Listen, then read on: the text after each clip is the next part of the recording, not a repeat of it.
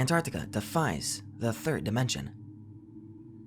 A couple of days ago, I was on a road trip with a friend, getting in some good time away from my home before winter came.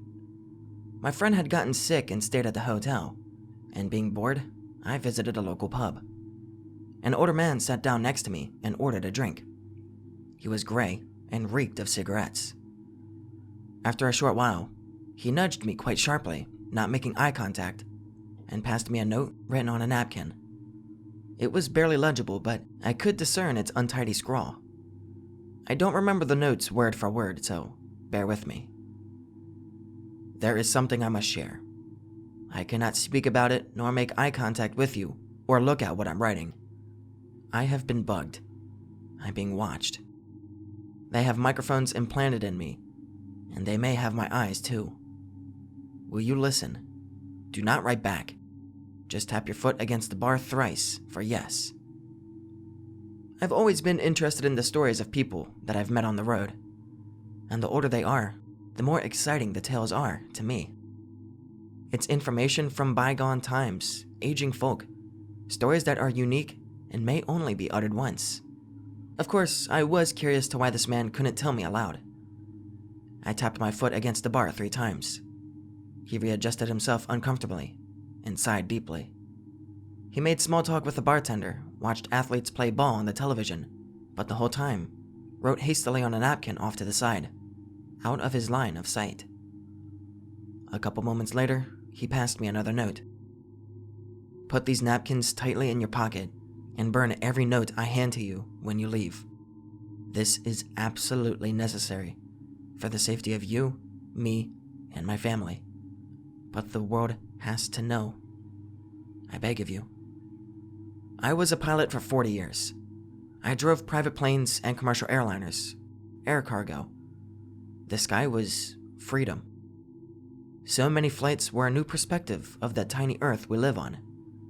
Curiosity always made me wonder what I would find over the edge of every horizon. I saved up enough money over my career to start my own expedition. I was barely finished when he slid another note over the bar. You know of Antarctica, a source of conspiracy and mystery over the ages. Atlantis, flat earth, Nazis, you name it.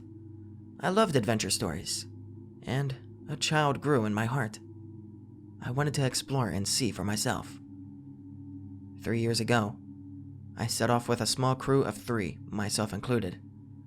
We wanted to learn the truth of the great continent below. Truth be told, I was astonished and immediately skeptical of the fellow. Hearing about flat earth and Nazis in the same sentence anywhere outside of 4chan, I must be an outlet of amusement for some bored old man. He slid me another note, a cigarette, and a lighter. Bear with me. I'm old and my hand hurts from writing. Go out and burn the notes you have. You don't have to smoke, but don't look suspicious. The cigarette was clearly rolled by the man with his own papers and tobacco. I was nervous to take a strange cigarette from a strange man, but complied to his instructions. I went out into the alley and quickly burned the napkins, stamping out the embers and flicking the cigarette into the dumpster. When I returned, the old man wasn't there. A pang of irritation and suspicion hit me at once. He had most likely gotten bored of his prank and left. I sat down and ordered another drink, numbing myself for the long walk in the cold back to the hotel. I was almost done and preparing to leave when the old man returned, chuckling. He spoke his first words to me. His eyes were watery and a stark, sharp brown, and seemed distant. Your guts sure don't work the same when you're older, pal. Doesn't help that every bar you go to, the toilet paper is almost as thin as the shit friends make their houses out of. He focused on the television and sat down, while simultaneously taking another napkin from his pocket and handing it to me. It was somewhat disgusting taking a piece of paper from somebody who had just gotten done taking a shit and still reeked of it, but curiosity still got the better of me. So, our crew had circumnavigated Antarctica. We had been questioned by people on the ground for the purpose of our flight. We got off as sightseers, aerial photographers, and there were zones we were told to avoid due to military sites. I personally was curious if it really was an ice wall that encircled the globe, but the math was all there, even concerning the massive no-fly zones set by various governments. It was no different than flying around the northern ice cap. And thank God it was so, because we didn't have the fuel for anything more. It wasn't another year until we could plan a flight to pierce the interior, avoiding civilization, bases, and military outposts. It required that one of the crew would deposit a fuel cache weeks in advance. It was tedious. We went out for our final flight in the middle of the Antarctic summer. Conditions were ideal, clear. It couldn't be better. Most of our cargo was fuel. We ate just enough to keep ourselves thinking straight. Our friend had backed out, the one who had made the fuel stash. He said the interior frightened him. It was too barren and remote. It felt like he wasn't supposed to be there, he said. It was just me and my brother. The fuel stash was 300 miles inland.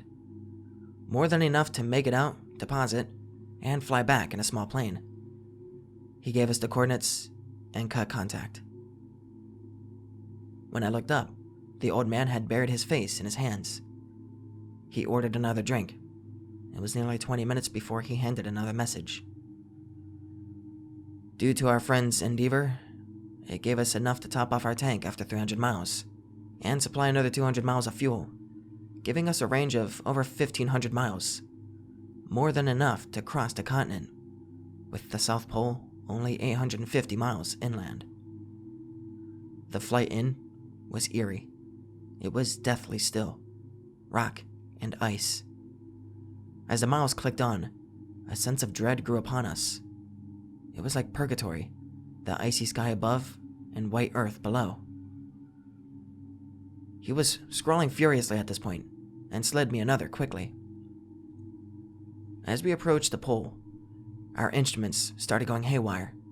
The compass went berserk, the GPS was completely useless, and we had to guess our altitude roughly with my 40 years of flying. We only knew our position due to mathematics. We were past the South Pole, but what lay before our eyes was not what was depicted on any map of the Antarctic continent.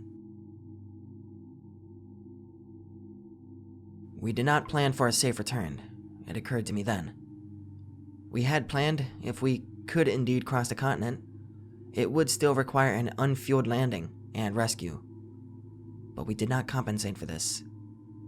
The central Antarctican geography marks for the highest plateau on Earth, higher than the Himalayas.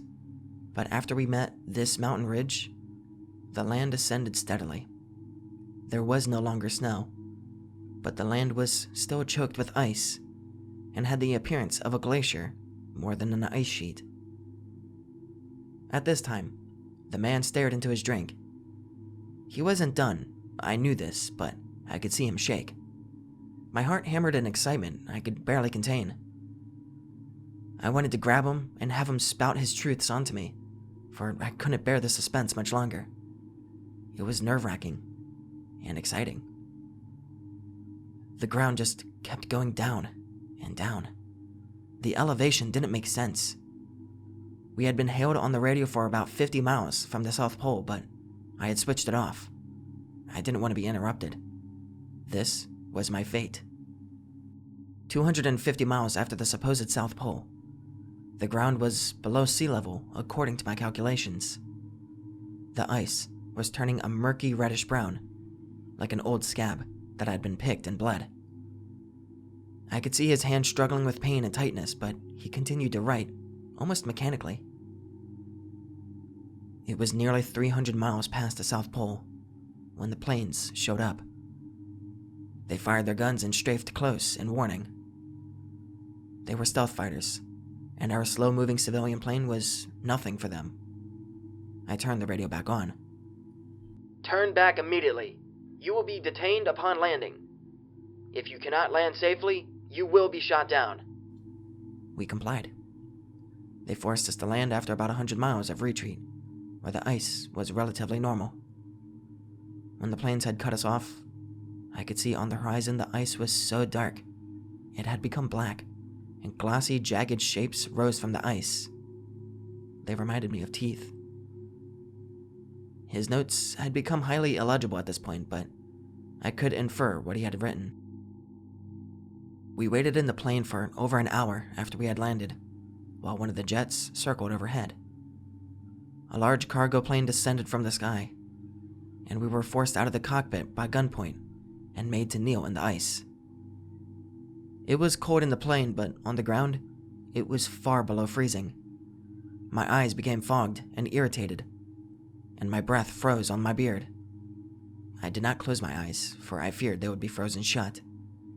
Men in thick, heavy suits with covered faces dragged me and my brother out under open sky.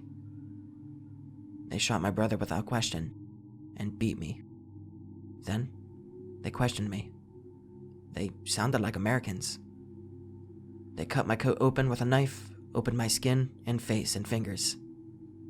They gained it was personal curiosity and not a mission from some foreign government. I begged them to not kill me. They detained me for over a year in complete isolation. He was crying silently at this point. He struggled to write, but quickly handed me another. This is the last one I can write. I was told to never speak of this to anyone, that they would monitor me and follow me. They told me nothing. They made me think that what I saw was a dream, that it wasn't real. They told me we landed on the ice and became stranded, that I killed my brother who asked for help on the radio. But I know it was all real. I still remember the black teeth, the red ice, the blood and my brother, the beating and torture. I don't know why they let me go. They should have killed me. Burn these, please. I love my family, but I cannot bear to be silent. I burned the notes as he asked, in the bathroom this time. I was shaking. I couldn't help but believe what he had told me. He was gone when I returned, his drink still half empty.